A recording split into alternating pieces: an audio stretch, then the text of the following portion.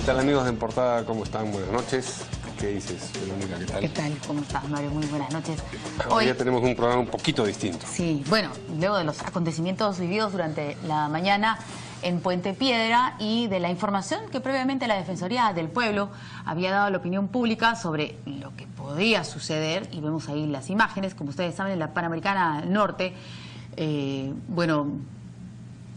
transportistas y también vecinos de la zona se unieron para protestar contra la instalación de una garita de peaje. Además de que sabemos que están bastante fastidiados, no solamente los de esta zona, sino de otros lugares, por el incremento en el cobro del peaje. Empezó tibia la protesta. Y poco a poco fueron saliendo los manifestantes que parecía que estaban muy bien organizados, el contingente policial no era el suficiente, y bueno, vimos después lo que sucedió. Estas son las imágenes, hay 26 personas detenidas que el Ministerio Público está investigando, ellas están detenidas por 24 horas, mientras se realizan las investigaciones para determinar si son acusadas o no, y esto por el tema del peaje, y esta garita nueva. Y los vecinos también están protestando, porque no solamente los choferes de Cúster, ¿no es cierto?, van a tener que pagar, sino los mismos vecinos que con su carro se dirigen a trabajar y bueno, van a tener que pasar por ahí hasta en 2 oportunidades, de ida y de vuelta. El Defensor del Pueblo, decíamos, emitió un comunicado ayer, me parece, sobre esto, y justo está aquí con nosotros, es el doctor Walter Gutiérrez, a quien le damos las buenas noches. Verónica, Mario, buenas noches. ¿Cómo está, Gutiérrez? Pues bien, usted emitió ese pronunciamiento, o digamos la institución que usted conduce emitió ese pronunciamiento, pero aparte de eso ha prestado declaraciones hoy día y ha dicho cosas serias. Ha dicho que aquí se podría estar yendo en contra o restringiendo el derecho constitucional del libre tránsito. Eso es a mí lo que más me ha llamado la atención a propósito de los pobladores, de los residentes del asentamiento humano Laderas de Chillón. ¿Cómo así se estaría restringiendo en el caso de ellos? A ver, en primer lugar, sí, cuando se concesiona una vía, es un derecho del usuario la vía alterna. Y en estas concesiones, en la gran mayoría, no se ha construido vía alterna. Esto nos lleva a una conclusión. El diseño es un diseño pensado en las pistas, pero no en los ciudadanos, no en las personas. Siempre, y esto es una doctrina en el derecho administrativo, parejo a una concesión y a un cobro de peaje, debe venir la vía alterna, porque hay personas que no pueden pagar. Y hay días que yo puedo pagar y hay días que no puedo pagar. De manera que tiene que haber vías alternas. Y eso no existe en este caso. En este caso puntual no existe. Para los pobladores de este asentamiento humano. Para los pobladores de esa zona, sí, no solamente de los asentamientos humanos que hay en Lima Norte, ¿no? Pero adicionalmente también se restringe el libre tránsito. En la medida en que no hay la vía alterna y tengo que pagar 5 soles para salir y 5 soles para entrar, son 10 soles todos los días. No solamente para quienes tienen vehículos, porque quienes van en vehículos públicos, evidentemente el costo del pasaje se ha incrementado. Disculpe, obviamente durante el día la Municipalidad de Lima, ¿no es cierto?, ha estado emitiendo comunicados, resúmenes, ayudas memoria a los periodistas sobre cómo ha sido todo este proceso, ¿no?, que empezó desde la gestión de Susana Villarán. Y lo que ellos aseguran es que sí existe una ruta alterna a la vía concesionada, por lo que no se puede decir que existe exclusividad del inversionista. Es lo que la municipalidad ha enviado a los periodistas.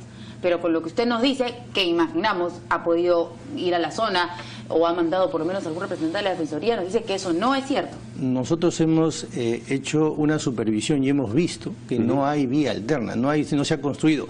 Que haya mecanismos para llegar, evidentemente no es que estén físicamente encerrados o capturados, sí, pero ese no es el concepto. El concepto es que usted concesiona una vía y construye una vía alterna. En la Panamericana Sur hay vías alternas, aunque no todo el tramo, que es la Panamericana Sur antigua. En Ramiro Priale hay vías alternas también. Aquí no hay vía alterna. Entonces, este es un tema objetivo. Más allá de... Esto no admite opinión, es un hecho objetivo.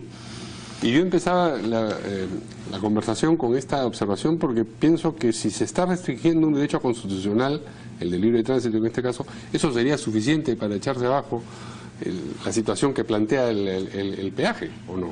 A ver, el día de hoy he escuchado las declaraciones de la municipalidad en el sentido de que estamos atados por un contrato.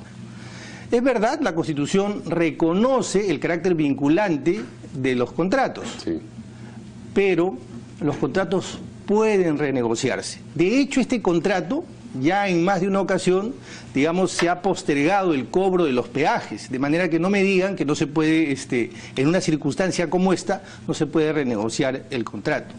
Quiero darle dos noticias o premisas que yo no he dado a ningún medio. Una, el decreto legislativo 1012, que sale en el gobierno pasado, establece que la información económica sobre este tipo de concesiones es reservada. Yo no puedo saber cuál es el flujo vehicular, porque no es información pública. No puedo saber si hay 100.000 autos, 200.000 autos, 250.000, como en algún momento se dijo, aunque no es oficial, que ese sería el caudal o el flujo vehicular. Si solo fueran 250.000, estamos hablando de una concesión que fácilmente podría llegar a los 14 o 15.000 millones de soles. De eso estamos hablando en 30 años. Entonces, el primer punto es transparencia. Yo no encuentro ninguna razón por la que esta información tenga que ser secreto de Estado. Dos, la propia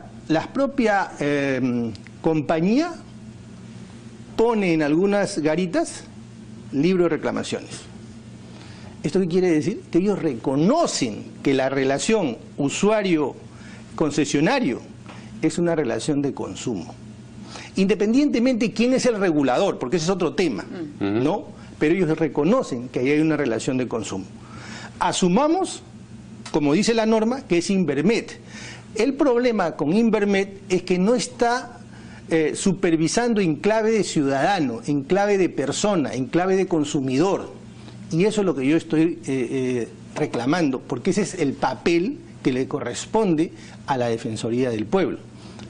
Reclamar los derechos de los ciudadanos. Ahora también, bueno, el alcalde ha salido a hablar, usted me imagino que lo debe haber escuchado, porque ha dicho, si el defensor del pueblo tiene una salida, que nos ayude. Que nos pase la voz, sí. Le vamos a pasar la voz, él es un buen amigo, le vamos a pasar la voz.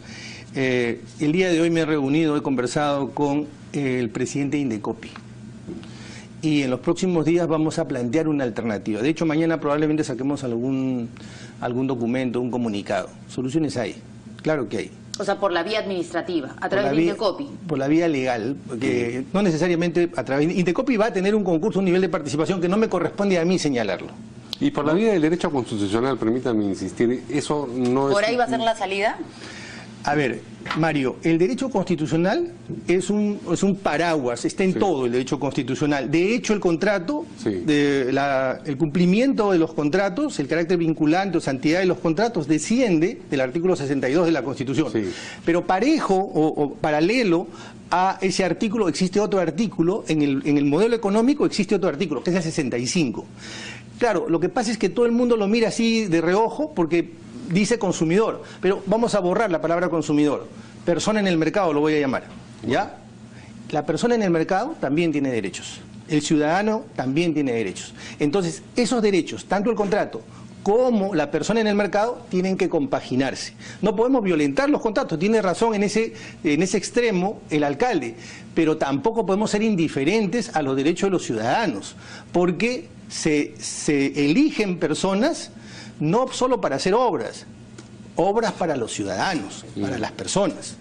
¿Y quién determina la preeminencia de estos derechos constitucionales que existen simultáneamente? En la administración del contrato sería el regulador. ¿Y quién es el regulador? Sería, desde la lectura de algunos abogados, Indecopi, y de la lectura de otros abogados, Invermet. Pero para efectos prácticos no interesa quién es el Estado, ¿no? Un brazo del Estado tiene que hacer esa compaginación y, como usted le llama, esa preeminencia. Y esto que está asegurando que se está restringiendo el libre tránsito de las personas, y usted hace referencia a que hay otras rutas que la gente tendría que buscar, pero no una ruta alterna creada específicamente para aquel usuario que no quiera pagar el peaje. ¿Está en algún sitio escrito, estipulado, especificado, que tiene que ser así? A ver, en el derecho administrativo hay lo que se llama el monopolio natural. ¿Qué es el monopolio natural? Un aeropuerto, por ejemplo, es un monopolio natural, porque yo al lado de un aeropuerto no puedo construir otro aeropuerto, ¿no es cierto? Al costadito, ¿no? No puedo construir otro aeropuerto. Es un monopolio natural. Y ese monopolio natural tiene que estar regulado, tiene que simularse una competencia, dado que no tiene competidor en el mercado, porque es un monopolio, ¿sí? Por el nivel de las inversiones. Una vía, Verónica, no es un monopolio natural. ¿Por qué? Porque está vinculado a otros derechos, entre otras cosas. Uno de esos derechos es el libre tránsito. Tú no puedes hacer una vía y partir un distrito, digamos. Sí, lo haces en la práctica, pero tienes que hacer puentes peatonales.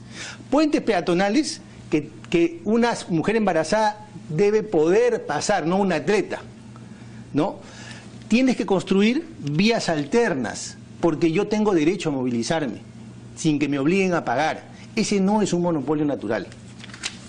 Bueno, a los abogados se encargarán entonces, y en este caso el defensor del pueblo, de defendernos, porque también lo que ha dicho el alcalde es que en algún momento Rutas de Lima, que en su momento tenía, la mayoría era de Odebrecht, ¿no es cierto? Pero en mayo del año pasado, me parece la información que estaba circulando, han vendido el 57% de sus acciones y ahora es un consorcio.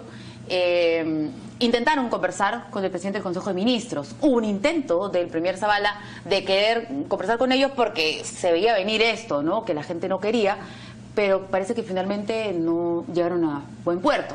Ahora creo que las circunstancias los va a obligar, ¿no es cierto?, a tener que transar. Créame, Verónica, que si no fuera defensor del pueblo y viniera como invitado, lo haría muchas cosas más, ¿no? Pero le voy a dar solamente algunos datos. Datos objetivos. Esta es una concesión de 13 distritos. Es una concesión, como acabo de señalar, de varias decenas de miles de millones. Y sin embargo, se deja extrañar la transparencia. Me gustaría mencionar otras cosas más, pero vamos a pasar este capítulo de los peajes y la Defensoría va a sacar un informe sobre este tema. Muy bien.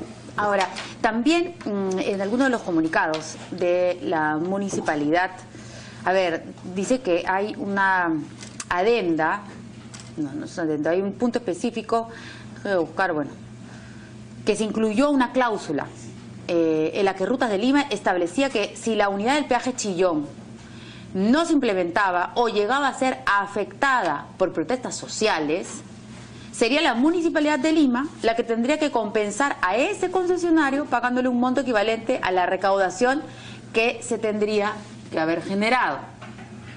Entonces, eso quiere decir que la empresa no va a perder por ningún lado y que en este contrato dice que si no ponen esta caseta, igual la Municipalidad de Lima, o sea, todos los limeños, vamos a tener que pagarles por lo que ellos no recibirían. Esa es la parte que me gustaría contestar. Esa es la que, pero permítase un par de comentarios. Sí. Yo creo que este contrato pide a gritos una renegociación. Y los contratos son vinculantes y la Constitución los protege. Pero todo contrato surge de un contexto contractual. El texto contractual está sustentado en un contexto contractual. El contexto ha cambiado. Hay que renegociar el contrato. Un contrato es hecho por dos partes, sí, ¿cierto? Entonces usted dice acá, este contrato no quiero decirlo, pero no está bien hecho. Ok, puede haber un interés por parte de una empresa, ¿no es cierto?, que en su momento que está buscando solo su beneficio. Pero por el otro lado estaba la Municipalidad de Lima, que tiene la obligación de velar por todos los ciudadanos, por todos los limeños. El defensor del pueblo tiene la obligación constitucional de defender o de garantizar los derechos constitucionales de las personas. Quien determina las responsabilidades es la Contraloría, la Fiscalía de la Nación, etcétera. Muy bien. Está amarrado acá el defensor. Está bien. No, no está amarrado, usted ha visto que hemos actuado. Está bien, no, pero no, le estoy bromeando. Pero claro, tiene que ser obviamente Para medido. advertir las opiniones es lo que está diciendo. Pero, sí. Y sobre todo para tener soluciones, ¿no? Que eso es Bueno, lo que queremos. estamos trabajando en eso. Les he comentado que hemos conversado con el presidente de Indecopi. Muy bien. Muy bien. Muchas gracias al defensor Encantado. del pueblo, Walter Gutiérrez, y retornamos en un momento con nuestros otros invitados para desarrollar los otros temas que tenemos pendientes. Ahí sí vamos a poder hablar todo. Ya venimos.